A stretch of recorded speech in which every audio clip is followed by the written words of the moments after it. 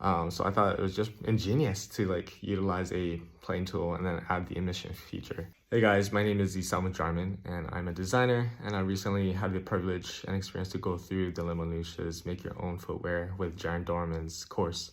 And overall, I thought it was very awesome, and I would love to share my thoughts and takeaways off the bat. I have three, the first one being the non-destructive approach.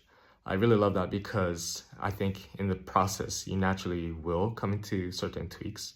And with that process, you're able to make that without compromising the original design altogether. So I thought that was just brilliant.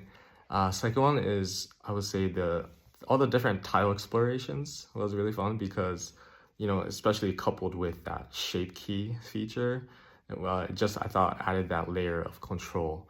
And, with parametric, I thought it was just really amazing results that he shared with us. So that was another one.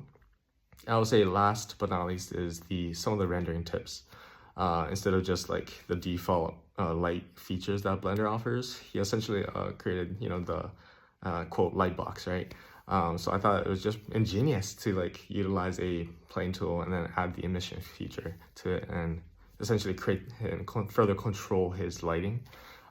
So I thought that was just really, once again, really cool, and definitely things that I was happy to adopt and like incorporate into my personal workflow and future design concepts. So I definitely recommend this course to essentially every designer or everyone who's interested, from those who are just starting to maybe even seasoned designers. I thought he was, some of the points that he brought up was very relevant and very just relevant to this entire realm of 3D printed footwear design. So go on ahead, check it out, and 10 out of 10.